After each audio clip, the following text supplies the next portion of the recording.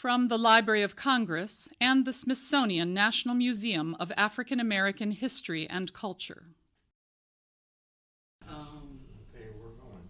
Okay, let me start with just this announcement. My name is Joe Meunier of the Southern, am I mic'd up? Oh, here, Joe.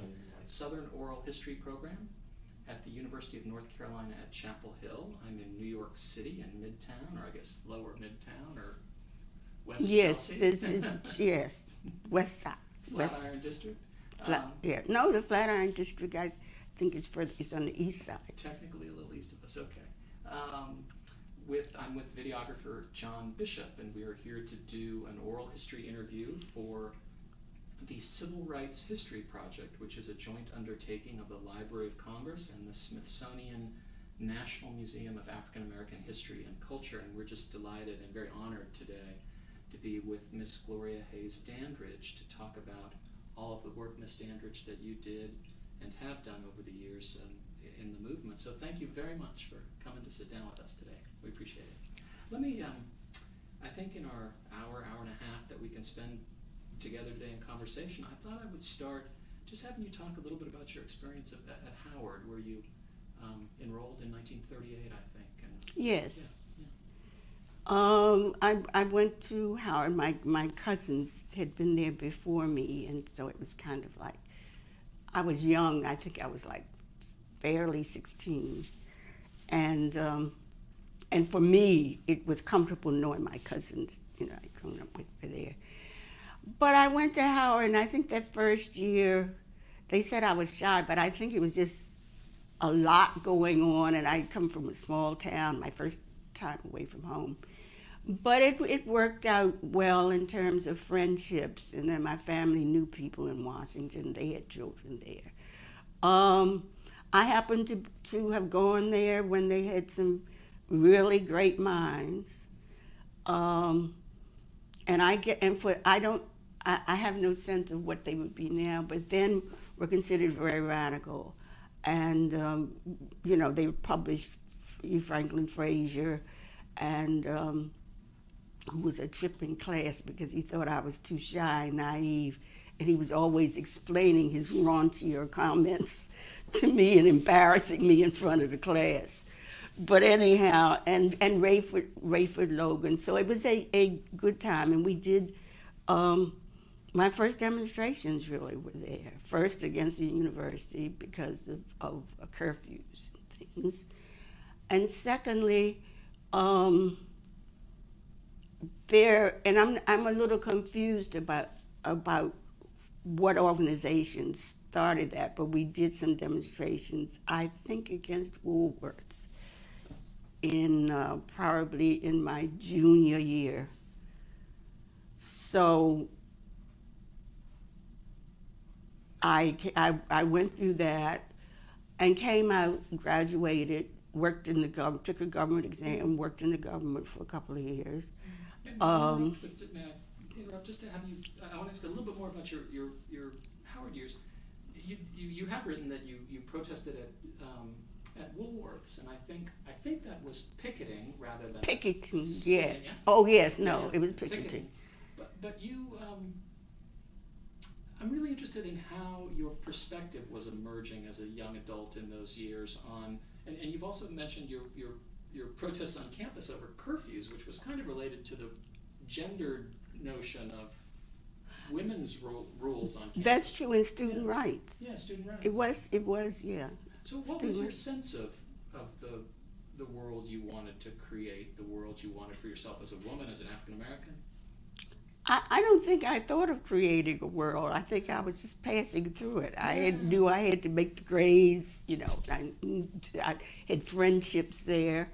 I think that it was other people around me that convinced me to go on these demonstrations of picketing, and I went along, because even in the movement, people were writing me saying, are you sure you're the same very shy, woman that was are you sure that's who you are? And so I guess I didn't project, and probably was, because when the first press conference, when outside press came. They had to push me out the door of my house. And the only reason why I did it was because I was the only one there, that they said they wanted one voice through which to speak. But I had a good time at Howard, and I learned a lot. I think because these professors were radical, you know, that came through their lectures.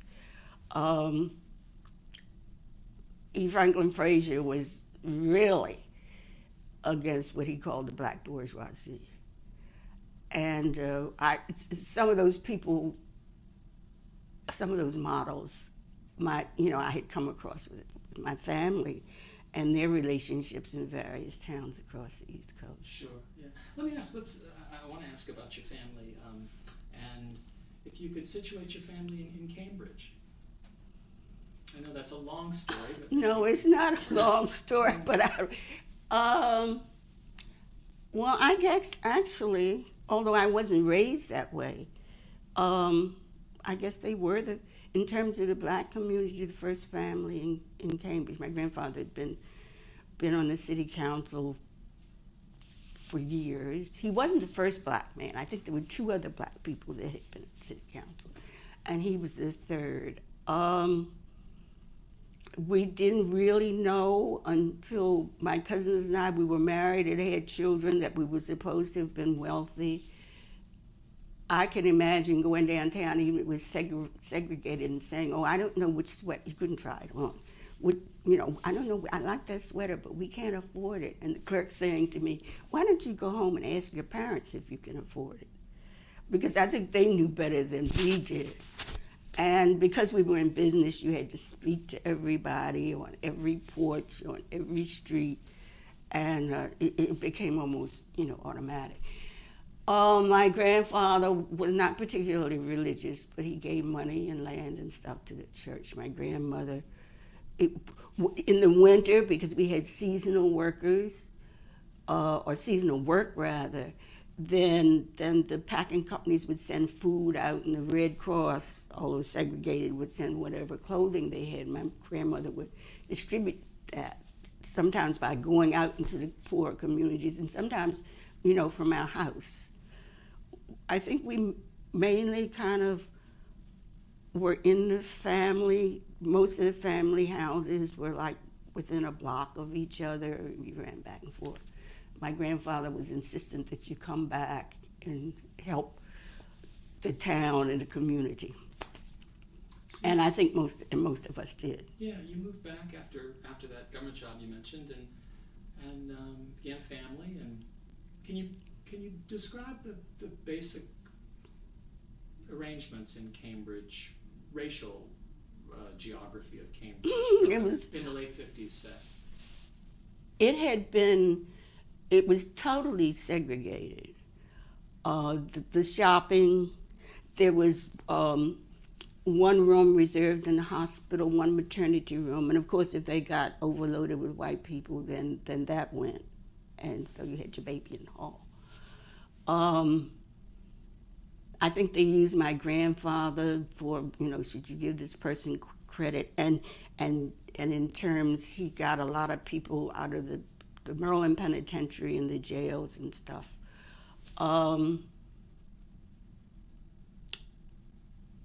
Even though he sat on the council when they had their annual banquet, which would infuriate my grandmother, they would bring the meal out to him. Because he was not allowed to join them. To join them, that's right. So, What are your thoughts on segregation? Oh, in that respect, and that's true of Washington too. So that was true my life. However, within that framework, and because I guess we were restricted to one ward, then your daily life was within the confines of that. People that had to go outside of that bubble and work, that was a different thing. I just probably fully realized some of that when I just read the book The Help out of Mississippi during the 60s. And it didn't occur to me, it occurred to me that they may not treat their help well, but it didn't occur to me that they would have separate bathrooms. I mean, I just did not imagine that. When I read it, I believed it, but I did not, conceive of that. I think black folks in that town, and people wonder why Cambridge, but I think their history there, they were, and I don't understand this at all. My grandfather was in the census when he was 12 years old, was in school, in a household where they said in school. But they were also slaves there. So there seemed to be a combination of slave, how I don't understand that. I know that during the movement, very elderly people told me that at one time people in Cambridge intermarried, and then something happened, and it was a total separation. I don't know whether it had anything to do with the Civil War or whatever, but at that time, I'm sorry now I wasn't having these conversations with the older people of my family, but I didn't care at that point. So I think I grew up probably in a protective atmosphere, although knowing that all of that was going on. And the boundary dividing white and black Cambridge It's in the charter. Yep, and was Race Street. Yes. Yeah, and I have read that. And until the movement, that didn't occur to me. I think the people that came in started saying, the street, you can't go beyond Race, it's called Race Street. And I thought, well, yeah, that's true. I always thought, because they used to have sookies and things, racing up and down there. Right. The black community in Cambridge around 1960, I think it was about 4,000 people. Mm-hmm. And at that time, I wonder if you recall one of the aspects of segregation in Cambridge that would be so terribly consequential for your family was that healthcare and opportunities for healthcare were. Oh yes, no, I think so. And the doctors did not have privilege. Black doctors did not have privileges, and hospital privileges, and so yeah. But your father and your uncle, I'm thinking about. My father had a drugstore. My cousin Carol was a doctor, but he didn't have hospital privileges. If he did, it must have been late after I was grown. But I know that was an issue. I think the doctor that came in after him did, and that was a big thing. Oh, he can send you to the hospital. You didn't have to go through another doctor. The doctors, you had to sit. They had separate. White doctors had separate waiting rooms for you. Most of the time in our family, we went to Baltimore, to Providence Hospital there. My father had started out there, so he used to be the druggist for the hospital. And I think Carol did his internship there. But usually we tried to get to Providence. Some people in the family went to Johns Hopkins, but the thing with Hopkins at that time, and I guess the book on Henrietta Lacks, which I have not read, but probably proves that, because some of us in the family just thought they were using blacks as guinea pigs. They too had separate medical facilities. Yeah. When did your father have his heart attack? I don't know. I think now he's sometime in his 50s. I'm very bad with years. That's okay. But he did. But he could not go to the hospital. Because I guess of whatever kind of respect they had for my grandfather, one of the white doctors came out to the house back and forth. Yeah. We wanted to move him to Providence Hospital, but by that time it was too late. Yeah. But he worked very hard till 12 and 1 o'clock at night. It was not only the prescriptions, but patent medicines and a full range of I guess like Dwayne Reed and stuff. Right. And the soda fountain. You, in 1960, you were running the store. Yes, he had died, and we were looking. I don't remember during that time, but at times we had problems of finding a black pharmacist that wanted to come into a small town. And in the meantime, Craig's drugstore, the white drugstore, filled out prescriptions for us and was very helpful, in fact. What did you what was your feeling about your role running that store and being in that position? Did you enjoy that work? Did you? Well, I used to help out. We used to have excursions that came from Baltimore, and hundreds of people would come. My grandfather they would fix up the crab house down by the wharf, and they would eat crabs and things, and then come uptown and, go into the Elks home and buy stuff. So I used to have to sell little things, cosmetics and things, and help out along the way, both there and in my grandfather's grocery store. But that was kind of because I was just really devastated about my father, and it was difficult getting people to come in and manage the drugstore. My then husband, my father had been sending him to Howard Pharmacy School. When FT died, that just kind of went awry. I don't think he was really interested. Yeah.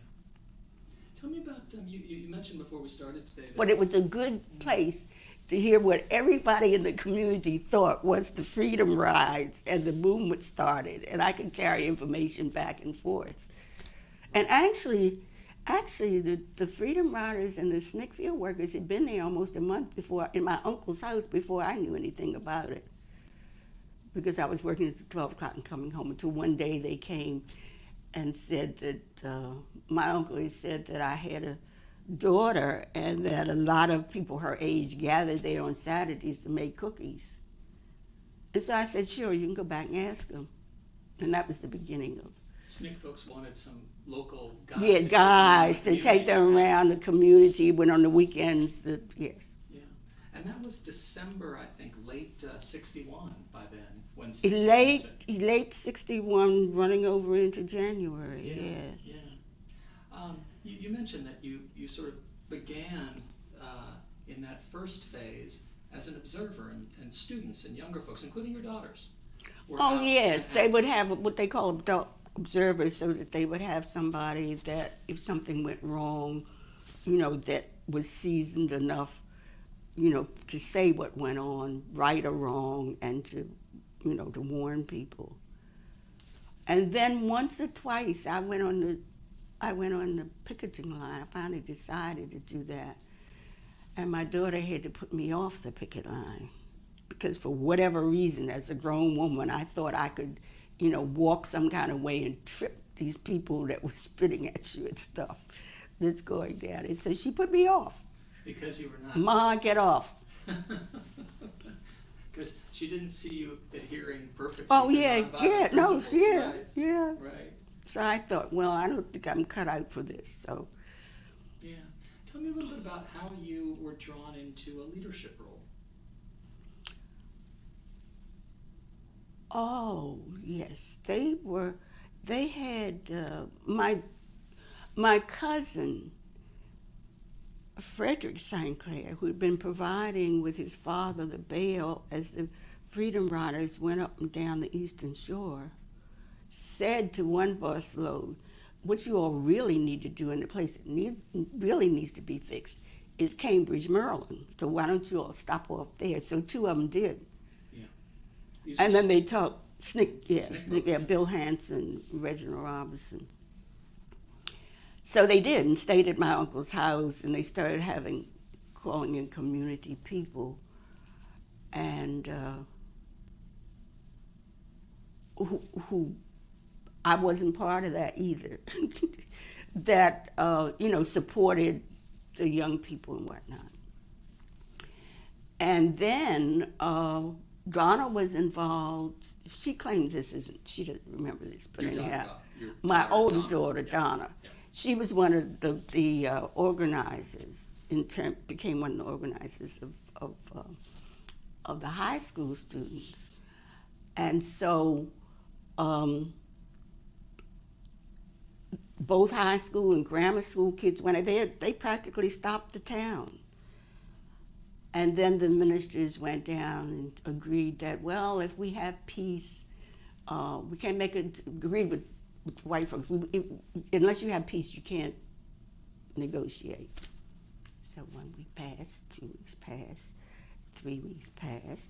The parents then had gotten emotionally involved with the kids, and that's when they had a big mass meeting and decided to send people down to SNCC and ask if we could have an adult group And in that process, they asked me if I would take a leadership role there, because they felt at that time we weren't talking about violence. They thought that financially I would not be jeopardized because there would be somebody there to take care of me and my family.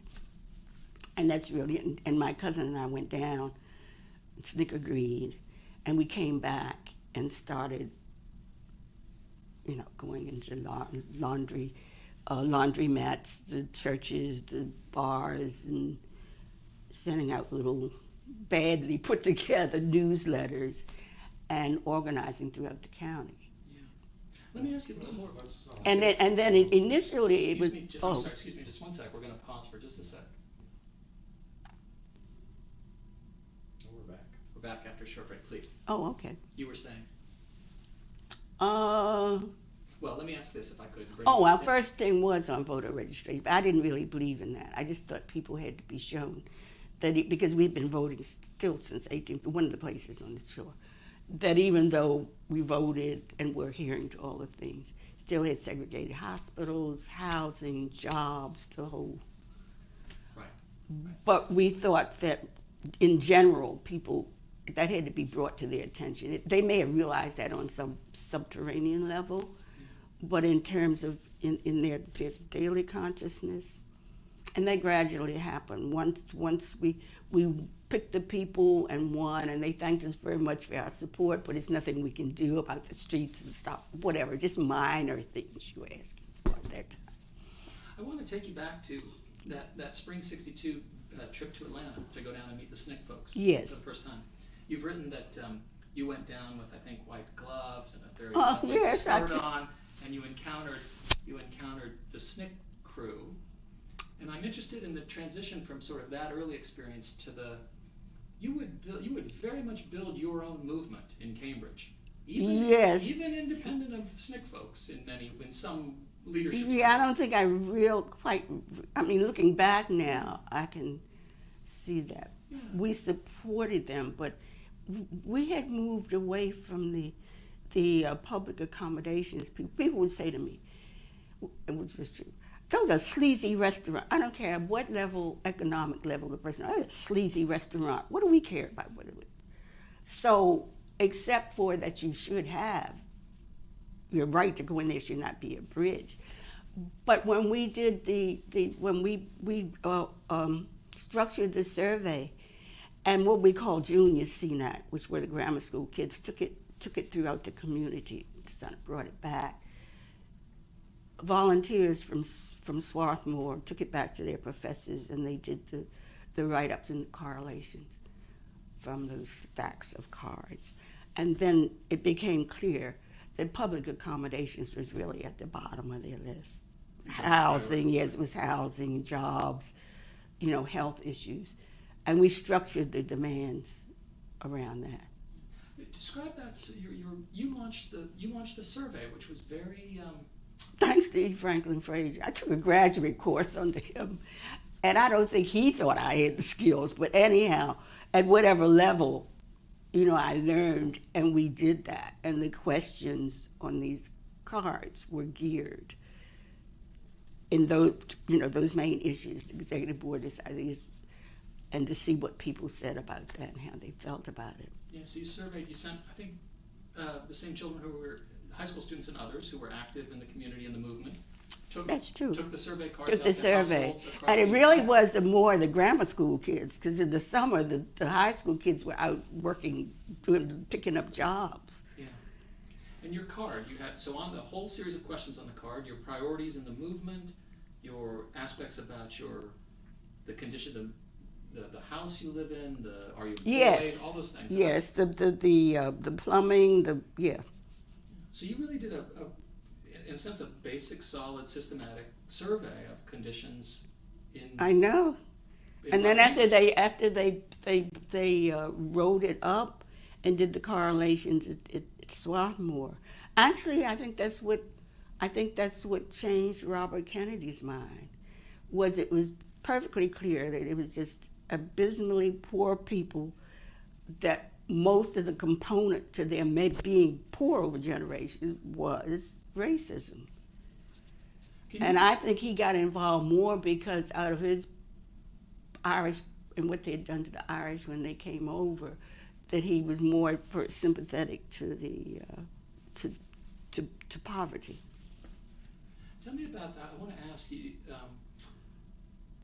And so when we took that to him, and then that's when he started sending us around to his commissioners at that, like secretary of housing and various agencies that fed into that. Yeah, by 62, especially 63. Yeah, just before and just after the agreement was signed. Yeah. And of course, Weaver, who had been a friend of my mother, said, we're doing the housing, but as long as you all are in the streets, we aren't going to put a shovel in the ground. So that was, we didn't promise that we wouldn't be in the streets because we had those 2 kids in the Western Shore. But, and of course, passing the law desegregating housing. Sure. Yeah. Let me ask about. I want to get all the more close detail about this because it's just so interesting. One part of the reality of lives for many people in the Black community in Cambridge was the housing was so poor that I think many people referred to it as the phrase was used, chicken coop. No, housing. they were actual chicken coops. Can you describe that? Oh, I may have totally blanked. They were chicken coops, like, and one on top of another, and people were living in them. And I forget the names now. White folks were collecting rent on it. And I think your survey showed unemployment in the Black community of Oh, yes. 60%. Yes. Well, it's almost that today. Well, right. Yeah. When you disaggregate the figures, Yeah. it's high. But no, and that was even with seasonal work. And because the city council, except for one guy, and the aristocrats in town, had very low opinion of Black folks. And it was Granville Hooper who owned the whole fuel complex that he eventually lost for trying to be fair. And the city ordered him not to send his fuel trucks out that winter. And he said if he had to get the Maryland State Police, he would send them out under guard, because although Black folks only worked part of the time of the year, they caught up with their bills with him when they worked. And of course, when we had the urban renewal thing, the first thing the City of Fathers did was tear down his business. Yeah. Let me take you to the question of how, after the survey, your relationship would evolve with, say, folks at SNCC and at the NAACP, and you knew what your community's goals were, and you had built a local movement, but oftentimes there were pressures especially from, say, NAACP leaders. Oh, yeah, well, we just ignored them after a while. By the time they decided that they weren't going to support this or that, people in Cambridge, had solidified, and it didn't really matter, because they were trying to push ahead, and then the CP was trying. In the beginning, they were helpful, and I really think that's because in those first weeks when SNCC came in, they went around and urged people to join the NAACP and have the memberships. Then there was a period of time when people thought if you got in trouble with the law and were in jail, you could, because you were a member of the NAACP, you could ask one of their lawyers to come down and represent you. No. Because the NAACP was too class conscious in the first place. They didn't want to represent anybody unless, are they middle class? Well, what does their mother or father do? So that was out. I think almost everyone, they brought me up here to a concert at Carnegie Hall because Martin was supposed to convince me on the referendum initiative to vote. So unfortunately, although I like Frank Sinatra and Lena Horne, I had to leave because I was fast losing it. And it's not that we didn't go out and support the Southern movement to get out the vote, but they tried a lot of stuff. I got letters from people, the few black folks that worked in the Maryland government, you know, you wrong, please reconsider this, and da-da-da. Offered the governor wanted to back me as a senator, which I was not interested in the first place, and a variety of things. Yeah, all these efforts to deflect you from your leadership role. In Cambridge. Yes, Yeah. and I think misjudged the Cambridge movement. Right. Let's pause for just a sec. Yeah, we're rolling. We're back on it. John, I think you wanted me to mention that we're now recording without the cards. Correct. Okay. Ms. Andrews, you had mentioned the pattern of efforts to sort of deflect you from your leadership role in Cambridge, because Cambridge was so close to Washington, D.C., it became such a very, very active movement, a lot of national press coverage. So there were job offers, there was this... Oh, yeah, I forgot that. That's true. From the feds. Yeah, from the federal government offered you jobs, the state government offered you jobs, they offered to back you for as a state Senate candidate. They brought you to Carnegie Hall and had Frank Sinatra and Lena, other folks try to persuade No, not you. them, but they had Sorry, Martin, yes. yes. Yeah. Martin and the guy from, Johnson's guy from Texas, Hobart Taylor, I think. Yeah, Yes. yeah. And that all puts me in mind of how rooted the movement was in Cambridge and how thoroughly well organized the community was in support of the movement in Cambridge. And I've read that you've written that there were probably 10, a dozen, 14 core members who helped throughout the community that had come together as the heart of CNAC. That's right. It was probably on my grandfather's model. Whoever the leader was in every neighborhood, Exactly. or who people looked up to, Yeah, so you whether it was a man or a woman, right, and I wanted to ask about that point in particular. and in the county. Yeah. Right. So you found the people in all these different neighborhoods across Black community and county. I don't know whether "found" is a good word. I think I knew because Cambridge is small. I knew they were always there. I'm very interested in your experience at the head of the movement as a woman in relation to your fellow movement leaders, in relation to communities, the press. Actually, I think in the first place, I was the only grandchild for a long time. Black folks had to use whatever they had. So within my family, there was no sense of you can't do this because you're a woman, you can't, even the relationships with my grandmother and mother with the men in the family. After that, I think that was the basis of it. But even people in SNCC tell me and I think it was very silly of me, but they say when they would mention things about, well, the men aren't going to want us to do that I had no concept of how that would affect your behavior. And somebody just said that to me this year.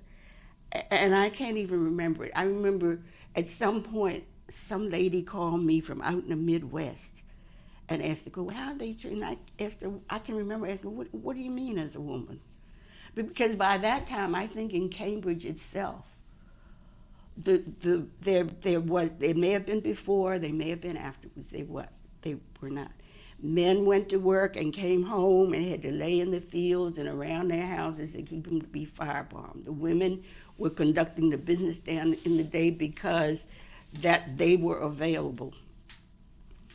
So it was almost a division of labor. Men went to work. If something happened, the women could shoot too. So for that period of time, at least, I don't know what goes on now or what was before, there was not that division. One night when the state police were marching up and down, and I had just begun to be involved, women were on the street saying, if you all can beat us on Saturday night, don't you let these cops come through our community. And they were slitting time. And I thought, what? But I think, and I think that whole thing grew. Now, people like to say Cambridge was just a women's movement, but that was not true. Yeah, no. I mean, it was a division of roles by necessity. Right. You mentioned the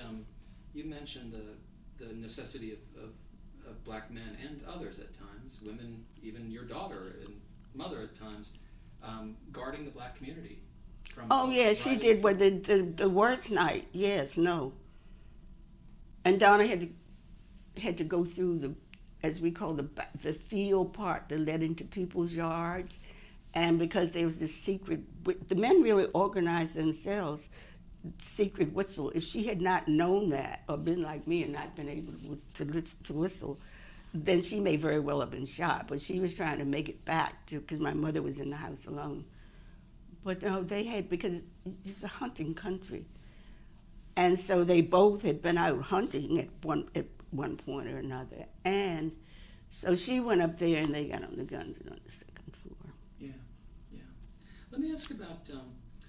And we were lucky because General Gelston was fair, and once he investigated, he court-martialed those guys that would come in. Yeah. You're referring to some National Guardsmen who weren't in. They were in the. In a different location. Yes, and then I think they were from Denver. Anyhow, yeah. Who had come through shooting up the black Yes, community they had. one night, and they were fired. The black men and others in the community fired back. Oh, and yeah, I was in the street there. Can you You describe could that? hear? Yes, I understand. I wasn't on the Pine Street at that time, but they drove through shooting. Somebody had brought a submachine gun home from the Army from World War I or two maybe. In any event, they were protecting that street, but they drove through the community.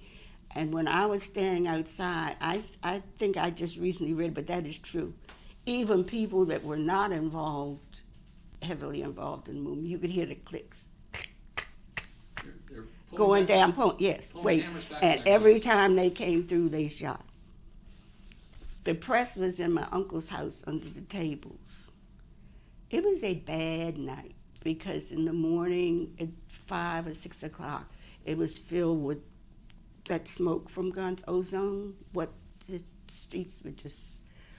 Fortunately, nobody was hurt or killed.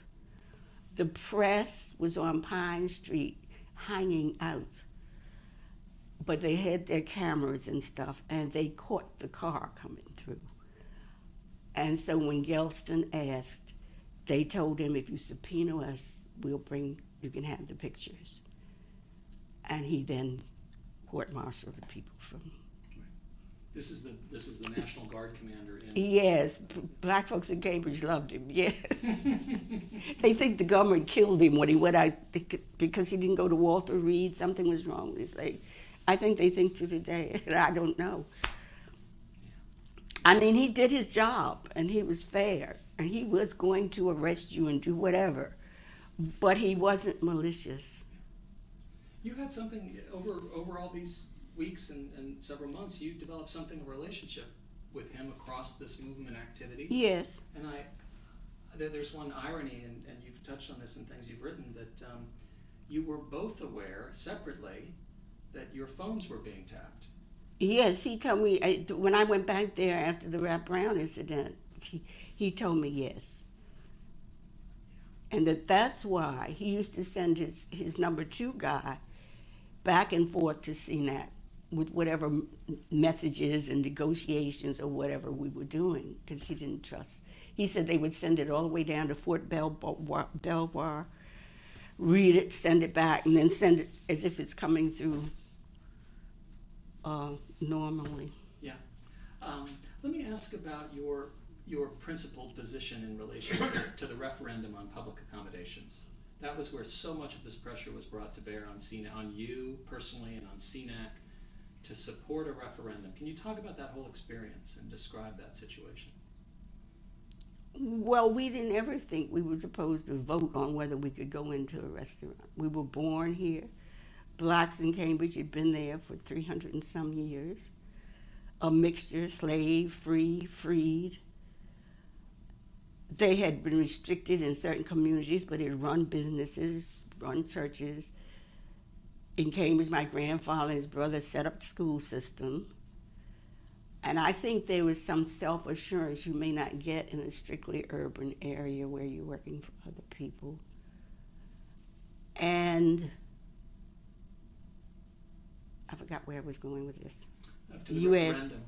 Oh, up to the So, as I said earlier, people thought most of them were greasy spoons because occasionally they did get to the city and go to, a decent restaurant. And men had just come back from fighting. So I thought it was a normal position, and so did everybody else, except the NAACP, the Corps, the Baltimore ministers, it's just everybody outside of Cambridge. And I don't know whether it was because they were pressured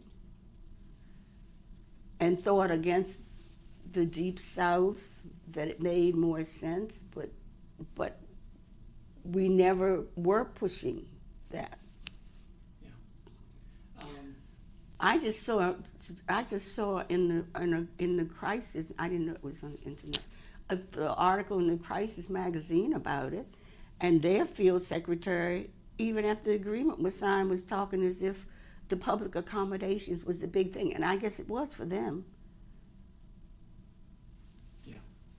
But your position. But then, because what if you're born here and been here, and you know what? Let me ask you this: the Kennedys Robert Kennedy invited you to the White House. Yes, I think that was because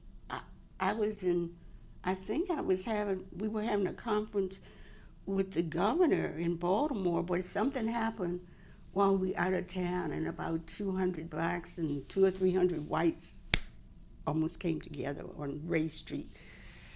And everybody got scared. The guy, Stanley Branch, and Phil Savage, Branch, who, I don't know what about Savage, but Branch turned out to be an FBI informer. When I got back, they were all upset and da-da-da, and it's going to be a civil war and da-da-da. And I thought, was it really that bad? But anyhow, whatever happened, I don't know whether the press called Robert Kennedy. They claimed that Robert Kennedy called there. But that started the whole meetings. Now, there had been an relationship between CNAC and the White House through Gelston and Maria Shriver's father, Sergeant Shriver, were friends. And then the friend of my family that had been in the Civil Rights Division, the MACO Hubbard. Yeah. But it had not gotten to that point, and so they told us we had to come up there. And of course, it may have been because Gelston tells me that there's stuff going on that if we knew about, our hair would have been white then. But anyhow, I remember distinctly, and I thought, gee, was right. Almost every cross thoroughfare from Cambridge to Washington, there were police cars stationed, and they turned us off. So I thought, gee. But then subsequent conversations, they said that it was just simply too dangerous. And in fact, on that meeting they had of women at the White House that my uncle took me to, what we thought was backfire apparently was a shot over a viaduct. And we kept on going because we said, oh, gee, this backfire. But when I got back that night, because we went to visit some people in Washington and I guess disappeared from some radar, when I got back, the press was in my living room and the word had gone out, we'd been killed. Is that right? Yeah. And I, by that, reflecting back now, I think what, but at the time, my whole reaction was, that's crazy. What do you all? This was just going from Cambridge. Cambridge, Washington, and back, yes. Did you, what were your strategies, mechanisms for dealing with all that pressure and fear? Or pressure? I don't know. I'm not saying that I was never afraid. Yeah. I don't know. I always depended that I always thought, well, if they get me, those people in Cambridge will get them. And then I used to recite this thing from Claude McKay, if I'm pinned, I'm paraphrasing that. If I'm pinned against the wall like a hog, let me not die like one. And although I'm secular, and the part of the way I walk through the shadow, that I used to repeat that when I was down the street. You went to jail for a couple of weeks in the spring of '63. Yeah. Yeah. Plus, Gelson arrested. Somebody arrested me in the army. I had to go over in the barracks and stay. Yeah. They took you to the armory. Yeah. Can you With the week, yes, because I think Donna and my mother both were there. And what happened was my mother could not believe that some little corner Coca-Cola place was not going to serve her, that had grown up in Cambridge, a Coke in some little cheap store. And so she was going to go to show that it could be done, and got arrested. Donna and the young people also got arrested, but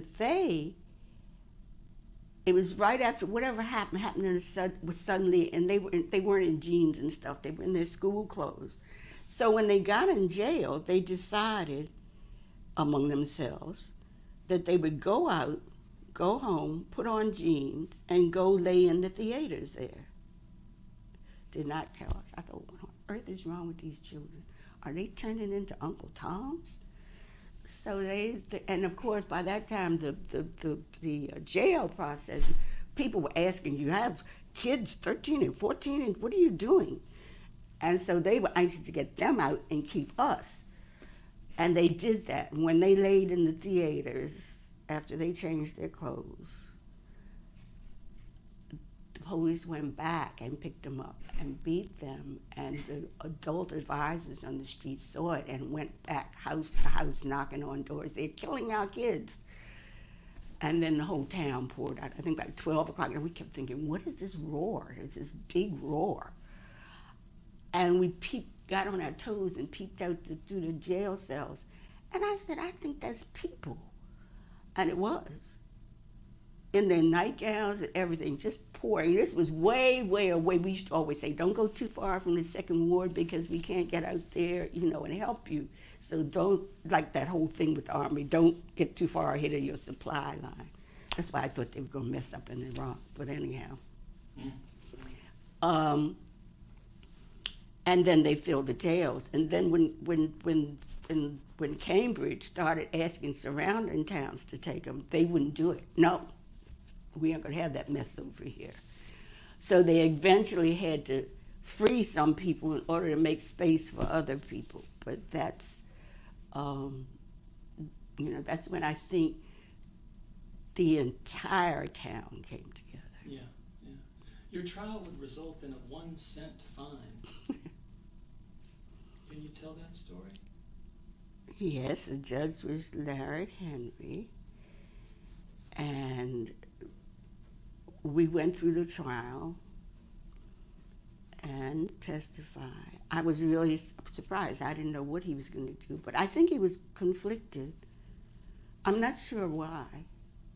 I know what the rumor is, but I think he formed a committee, and we refused to come out of jail till we saw what they did. But he did form a committee, based on our demands. So the rumor was afterwards that he for a while had to go in a rest home. I don't know whether that's true or not. But I think he was conflicted because that dismissing charges and a penny fine was, and he did it very seriously. We were like, what? What does this mean? And of course, he gave me a 5-minute lecture on my position, my grandfather, what was I thinking about, what did I have to demonstrate about, wasn't Cambridge fine, and so on. Can you recall the night when the Citizens Council brought George Wallace to town? Mm. Yes, almost everybody up and down the East Coast, black, white, priest, whatever, came into Cambridge. Some of the SNCC people didn't want to march, but Wallace had been all over the state of Maryland, and with some people in Cambridge backing him. I'm not sure that all of the articles about the fire department, but not only was it segregated, but they had been out in the black community, and black folks had contributed $2,000 or $3,000 to the building of that thing. And then they were told they couldn't come in. So that was a big story. And that Wallace would come and choose that place to give the speech. It was like, tinderbox. And then they used that bad, what was it, CN2 or something? No, that's CN2 gas. Yes, they used that gas. And the baby they talked about, local doctor went and they did an autopsy in Baltimore. Now, I don't know whether it was actually true that the gas did not do it, or whether because of the situation. And we kept questioning that, but that's all we got, that it was not, due to the gas. But that was, and I think Gelston joked afterwards that the wind changed and the gas blew over on the other side of town and on the soldiers, but they had sent Taws's brother in there. Whose brother? General Taws's brother. Oh, right.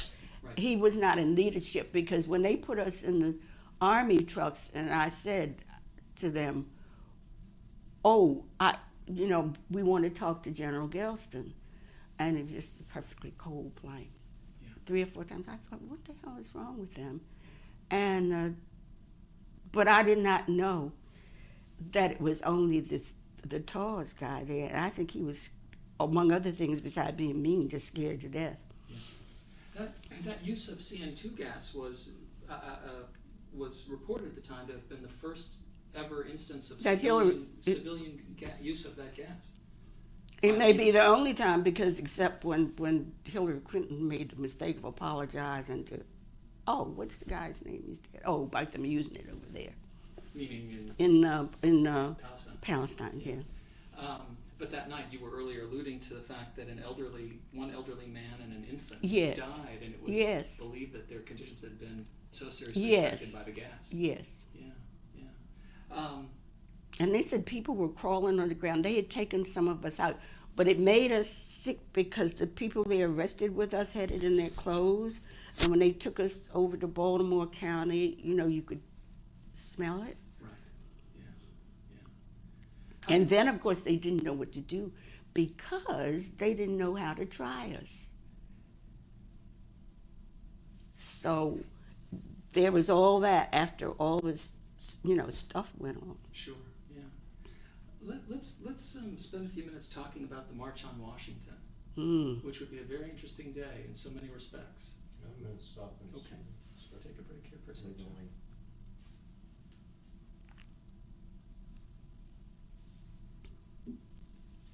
Okay, we're back after a short break. I want to ask about March on Washington. Okay. Yeah.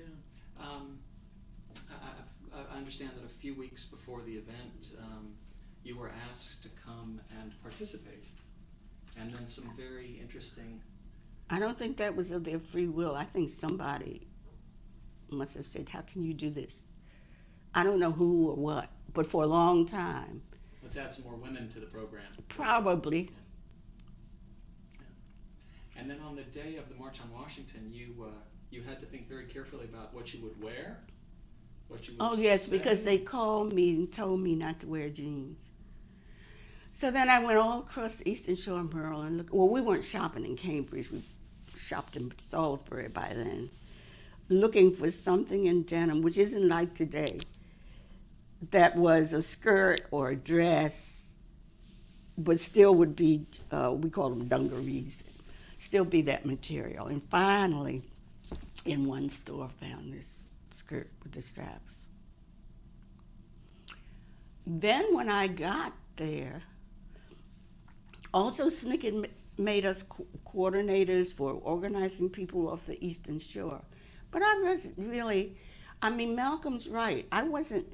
It seemed to me it was turning into a big party when a lot of us were out in the streets, you know, very threatened when you're going to have all this music and a picnic. But any event, everybody seemed to want to do it, and da-da-da. So we, and some people in Cambridge and the union supplied the buses, and Packing House Union, not one near Cambridge. And so we went. When I got to the March tent, there were these women there. Dorothy Height, Rosa Parks, whatever, briefly talked. Was your family familiar with the march, and was they participants? I said, and then one of them got up and said, well, we're going to the ladies' room. Oh, okay. So I sat there and waited for him to come back. In the meantime, somebody from Europe somewhere was doing a satellite thing. I went and did that and came back. And I thought, gee, this is a long time. And Bear Rustin popped up. And he said, what are you doing here? So I said, what do you mean, what are you doing here? But I'm told. No, he said, they're out there and have marched to. I thought, oh. So he took me through the crowds and took me to the stage. And when we got there, it was either, the two of them were sitting together. I think it was, You think about Lena Horne? It was Lena Horne, but I can't believe this. The European dancer, and she went in to spy in the war. She couldn't work over here. We'll get it. Yeah, yes. It will probably come back. I can see her now. They said to me, as soon as they brought me there, she said, they removed your chair. You need to go and cuss them out about that. So when I looked, all the chairs were filled. And I said, what do you mean? They took your chair. Then I knew the whole thing was planned, not accident or, this just happened. So I said, well, forget about it. And I saw Robert Ming from Chicago, and it was some legal thing that we had going on in Cambridge, and I wanted to talk to him about it. So I said, no, let me go in the back of these people here because I want to talk to this guy. And that's what I did.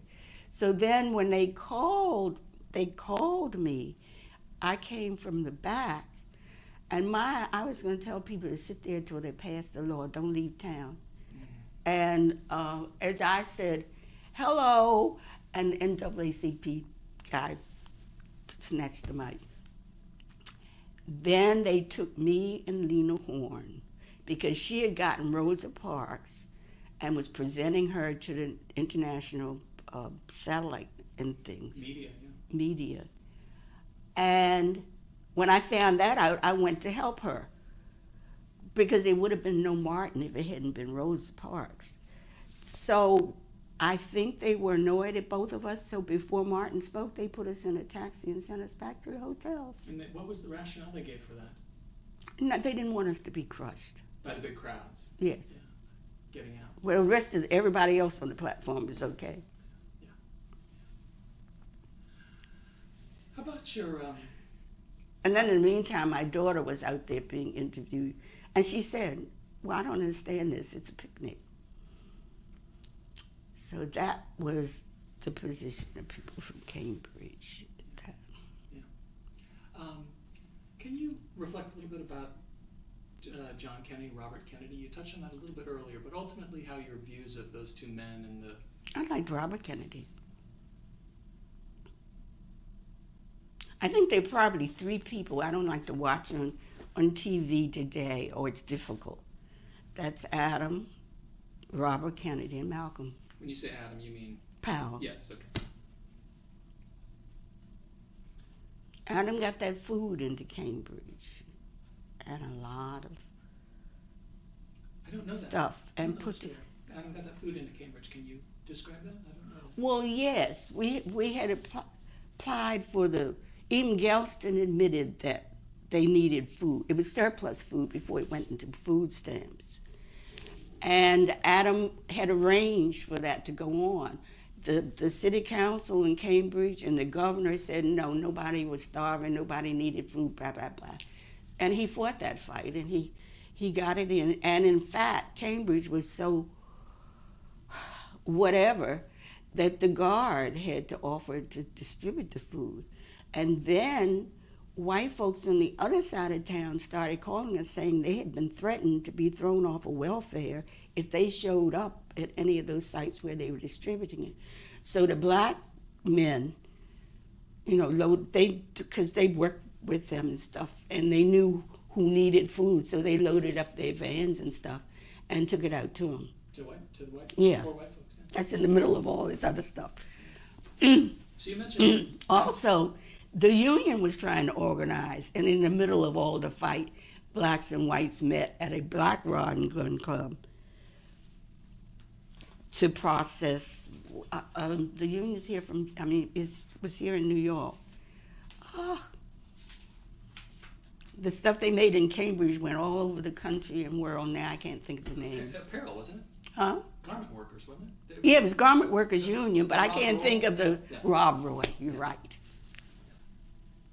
That was an apparel company. Yeah.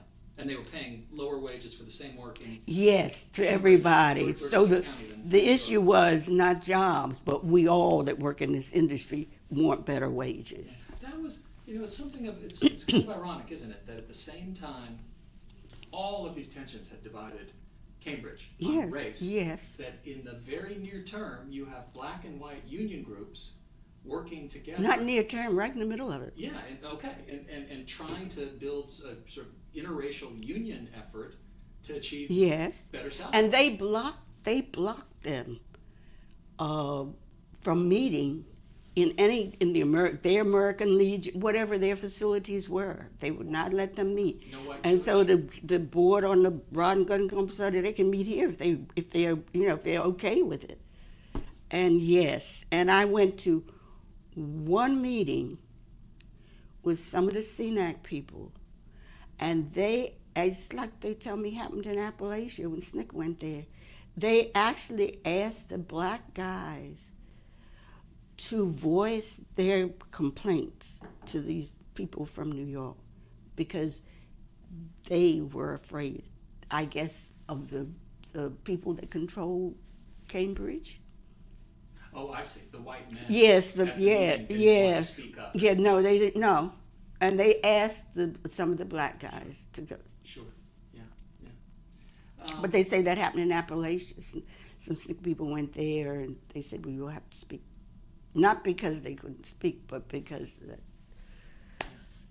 Flowing through all this history, we haven't yet talked about Malcolm X, and I know that that's an important part of this story and your sense of this history unfolding. I had heard about Malcolm from people who left Cambridge and went in the army and were living in Philadelphia or Baltimore. I had not heard him myself.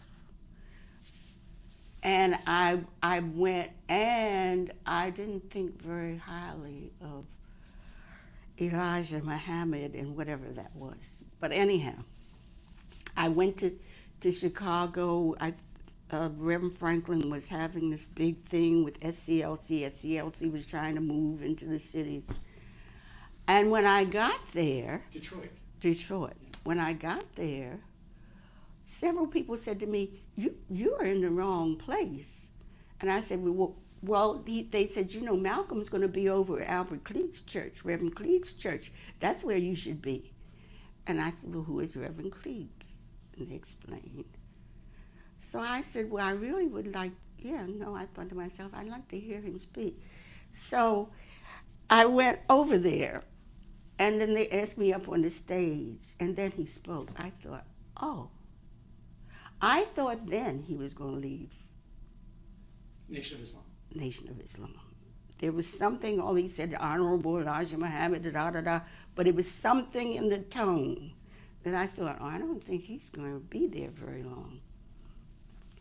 But in any event, the guy from Cambridge, Bob Bennett, who had a clinic there, he almost turned his head totally around. He couldn't get over it.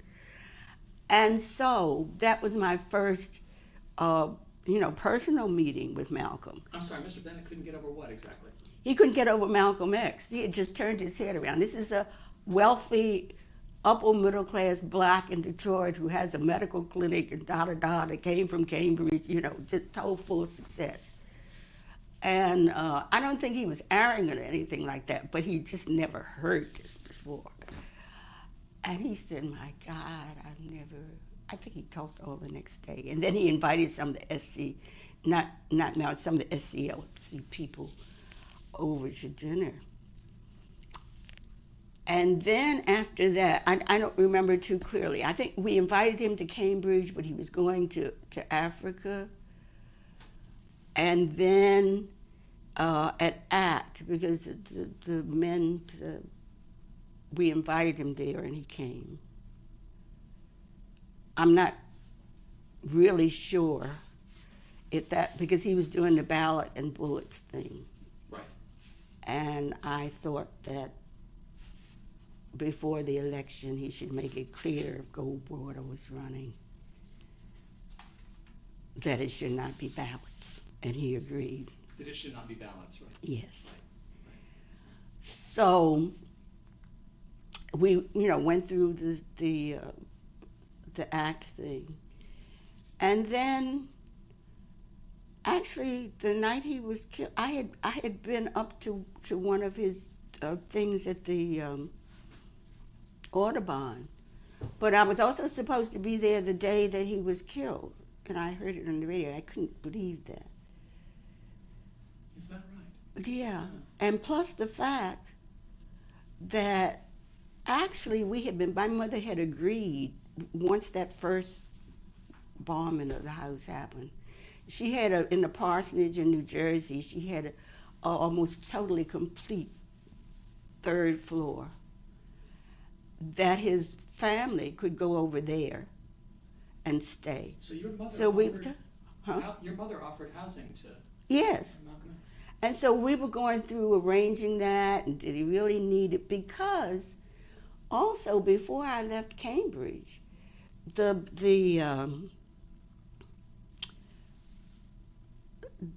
I have a picture with the Muhammad Speaks photographer from Baltimore. He came to me and told me, the Honorable Elijah Muhammad told me to tell you, you need to stay off of the stage with Malcolm X.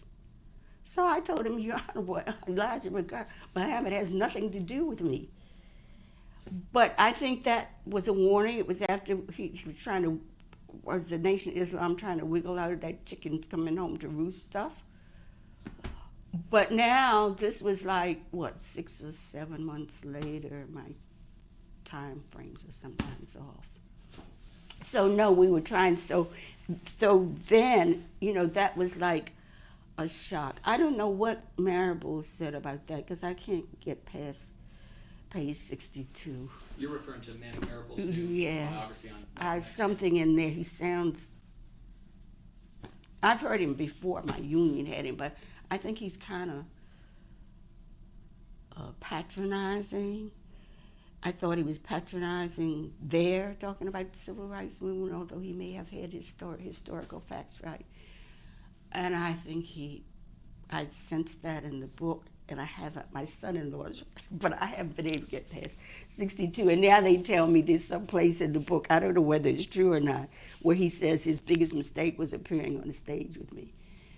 Some review said that, but I think I doubt very seriously if he's caught Malcolm. The very fact that he says he reinvents himself, I think reinvent is a poor choice of words. I think he grew. I have to ask, so someone at the time observed of Malcolm X that his most significant mistake was appearing on the stage with you.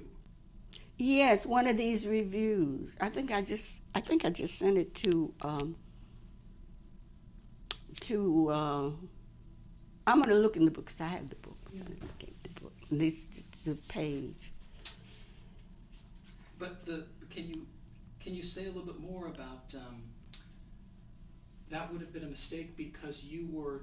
Oh, I guess I was worse. I was a bad figure for him to be on the stage with. Because you had become identified. How would you sum up how you had become known and recognized? What did people understand you to represent by that time?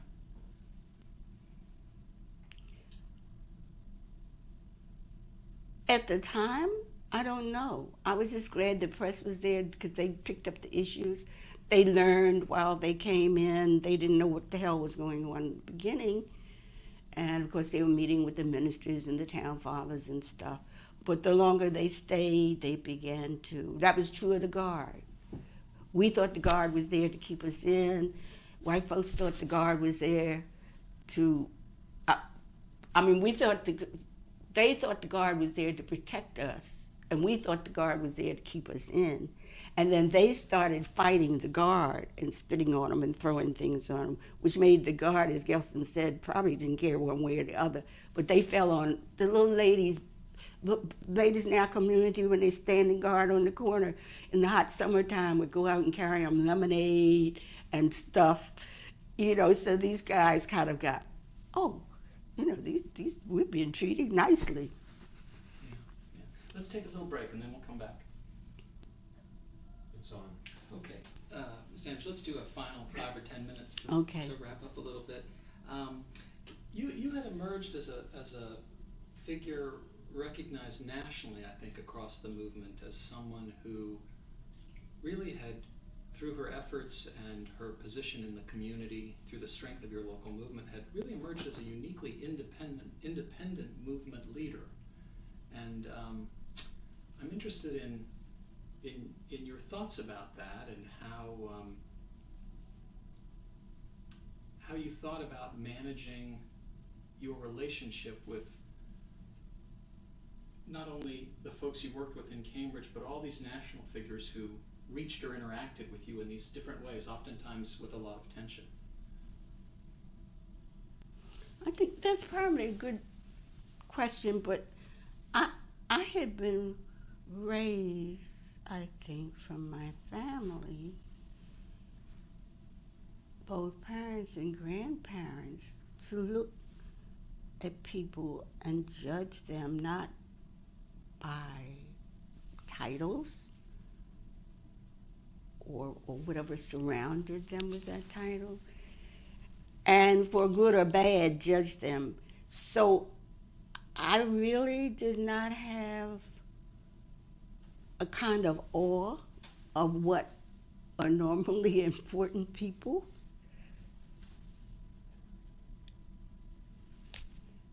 And also, I think my independence came from the people I was representing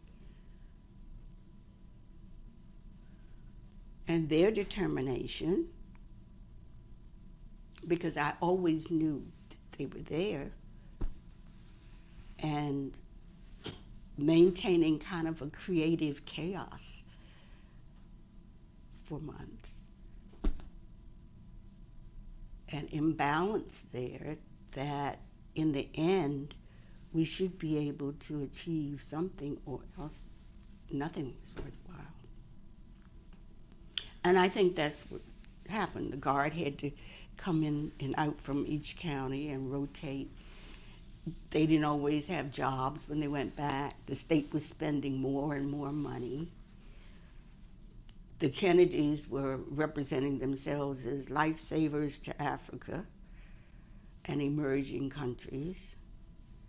And here you have, within an hour and a half or 2 hours, what is this?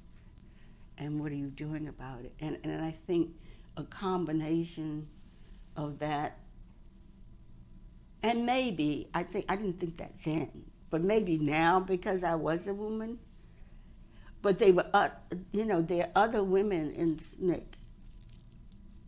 that, and also, I have to say, with SNCC, they let local people decide what and who. And they did not interfere. I think Foreman was a little upset when he asked me about Malcolm. But actually, he couldn't order me to not have anything to do with Malcolm X. Foreman And asked you to, tell me. Oh, yes, but the thing, do you think, he's not nonviolent, yes, no, he called me. And I said, okay, fine, you all don't have to be connected to him. Just let us, we'll do it. But he didn't push it. He just, that one phone call. That's why I was always amused that after SNCC met Malcolm, then they, that's when they had tried all this other stuff and were moving in another direction. I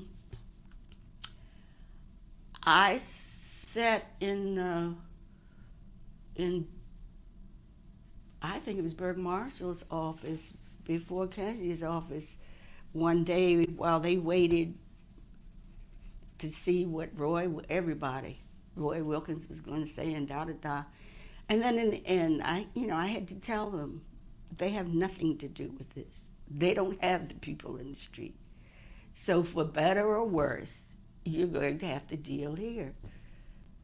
And we're not members of their organization. And actually, even CORE, who was known to be activists, except for Brooklyn CORE, was not too happy with it.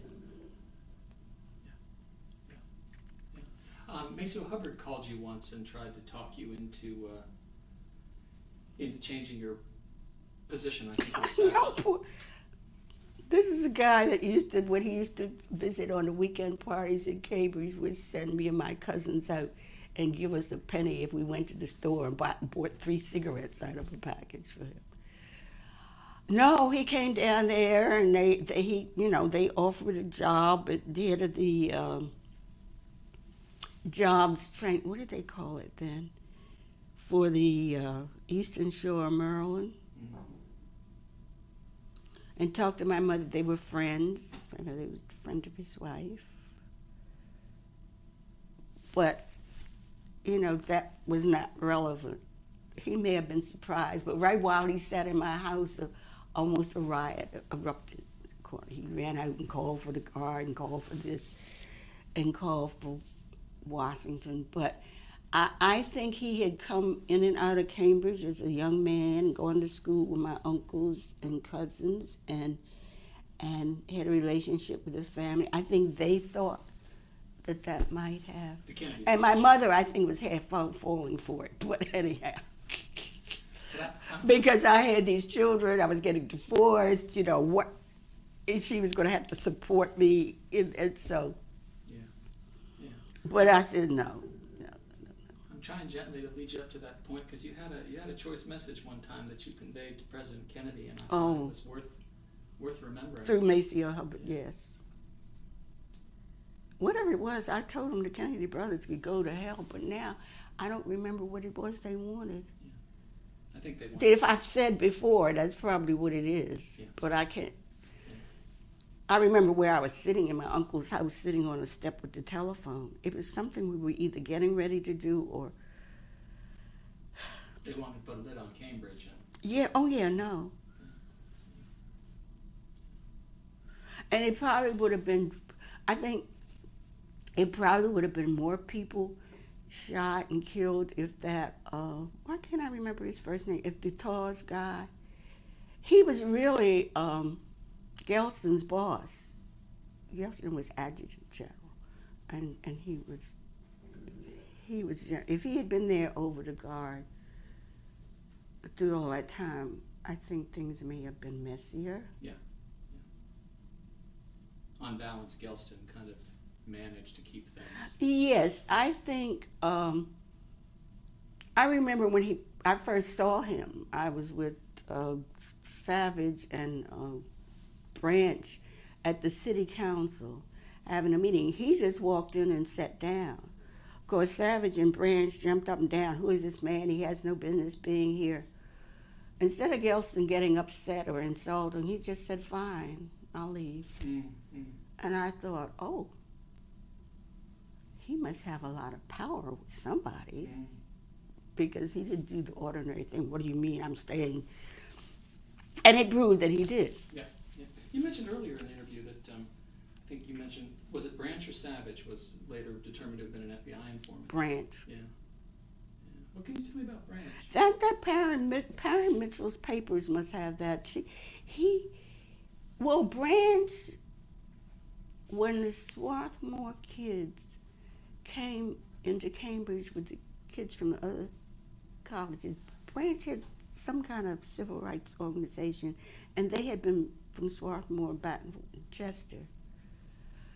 And then, that was really stupid, because I think he had been a detective in a store. But anyhow, he started coming in and out of Cambridge, and he was connected also with the NAACP. But he was really in and out of everything. And when the people that told me about it were the anti-war, now I can't think of their names. They broke into the Media Pennsylvania FBI office, priests and nuns, the brothers, I can't think of their names. That's okay. And right at the moment. Yeah. And then they sent me word that in the papers that they got, that he had been reporting back and forth through that. Yeah. How did you? Because he almost shot Stokely one night, who came through there unannounced.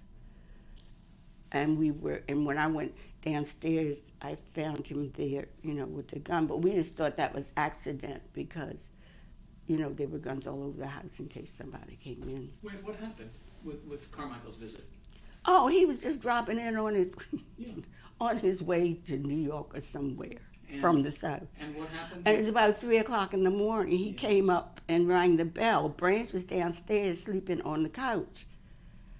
Well, the guns was stacked behind the guy, so he grabbed the gun and got up. Now, since I found out about his connection with the FBI, I don't know whether that was some fake thing or whether it was a natural instinct or fear or whatever.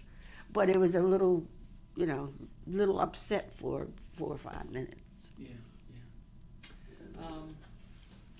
How did you see the resolution to that very, very active phase, 62, 63 into 64 in Cambridge? What was your sense of what you'd accomplished? I thought we had accomplished what we wanted. I may have made a mistake. At least there was a space of time after I left that I didn't understand why they were. It seems like the SNCC people left there and went to Atlantic City and had a demonstration. And they were asking for help. And I didn't, in reading it in retrospect, I didn't understand it. And I didn't understand what was going on, but apparently it righted itself, and they just segregated the schools, and they started the housing project and stuff. But it seems to me, I look back, this seems to be like 6 or 7 months when something should have been happening. And I just don't know what that was, incompetence or what. But I did think that as it moved forward, that it would make a difference. In terms of white Cambridge, I think maybe some of it when the extremely racist Dorchester County elected Lemuel Chester on the county council. They at some point, the man hit an orphan's court, so they began to make steps in some of their structures. And then, of course, that desegregation of the busing systems and stuff. Now, as I said, when I went back the other day, now they amazingly have a black woman mayor. Her father was on my executive board. In fact, in that picture with the gun where they were getting ready to stab me, he's the guy whose back is to the camera. That's when National Guardsman has a rifle and you're Yes, pushing yeah. the bayonet and you're pushing it away. Yes, yeah. I think he was going to try and stab me from behind. But anyhow, and that was the time when Gelston was trying to argue me out of having a demonstration, and these pow, pow, pow. I didn't know it was, we both, I think, thought it was guns, but it proved it was tear gas. But it was in that excitement. Yeah. So, Let me ask this: What were your motives? All of your motives in moving to New York City, '65? oh, because my husband lived in New York. I mean, the guy I married lived in. Well, we had signed the agreement. Mm-hmm. There was leadership left there. And I had 2 girls that had to go to school and be raised. I remember this was not a paid position. This was not a organization in a sense of salaries and office and secretaries and stuff, although we had people that volunteered for some of that stuff. So this did not spend the rest of my life doing it. And so that hopefully had accomplished something. And if nothing else, that people found out that they could at least fight against the system if they decided to. Tell me, the last thing I want to ask about is, the last question is, that there was an event in Cambridge for you a few years ago, and I'd love to have you just recall that experience. Oh, you mean when they sell? Oh, I thought it was simply amazing. It was beyond my expectations. The people who arranged it were very young at that time.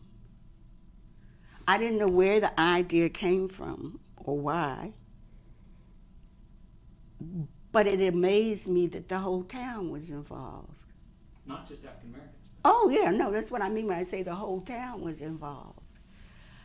I didn't realize that when I accepted it, but once I started on that day through there, so it was like really overwhelming. As I said, when I got to the banquet at Elks Home that night and got up to make the speech, I thought mainly probably from ex-movement people and stuff. I saw the mixed audience. I thought, oh my God, I have to speak to everybody. So then I just had to kind of make up stuff. I don't even know what it was I said now. But it was overwhelming. And then the awards came from all kinds of people in government, which, I did not expect. And then, of course, the new mayor had just been elected. It was just like overwhelming. I had been earlier, was that earlier? The thing at Washington College. I'm not certain of those dates. In retrospect, I'm not too. But I was surprised at that. And the only reason why I accepted that is because, one, it was on the Eastern Shore. Two, had not ever remembered hearing about it. And because the president said he had learned about Cambridge by listening to Malcolm X's grassroots speech. So I thought that was interesting, but, and it was. But as I told Barrett Tipson, if I had known they were there in the 60s, we would have been down there. A private, what is it, the fourth school in the country, upper class school, all white, on the eastern shore of Maryland. I used to go to Chestertown with my cousin while he played poker with Lloyd Price and stuff, and the guy, all these bands and things would come through, and had no idea that anything like that existed in Chestertown. And when I got there, I found that they give a certain percentage of scholarships now to those kids that come out of high school in Kent County.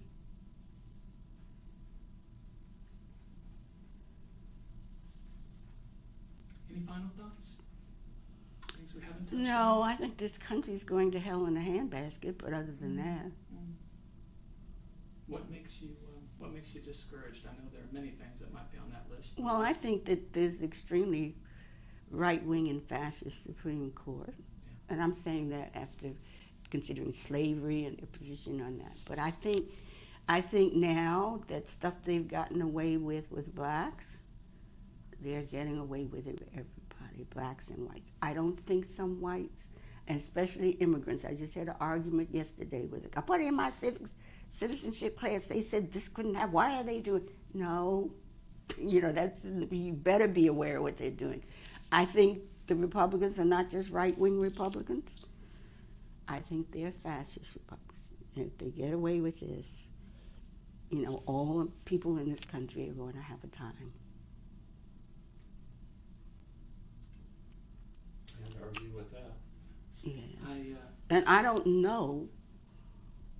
I mean, I watch, and I think it's because in Egypt, I saw all those people out in the street that were poor that I watched. I don't understand why with some of this, except for the Tea Party, but I think they used the organizing principles like SNCC did, and they let them get too far out there. But there's no opposing entity. Well, Unless it's in academia, but I can't imagine just people in the country. Yeah. Maybe they don't believe it. Ms. Danich, I'm very grateful for your sharing all this great history and your perspective for the series, and it's been a real pleasure and a privilege to be with you. Thank you so much. Oh, you're certainly welcome. Thank you. This video raises questions, and I need for you to be extremely honest in the comments when answering them.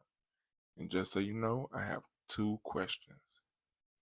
Number 1, compared to the past, from now, explain to me in the comments, what are the differences of the households, whether it's yours or someone else's?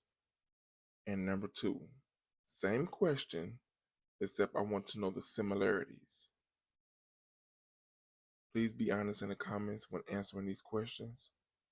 Share this video with anyone you deem necessary, and don't forget to like and subscribe to the channel.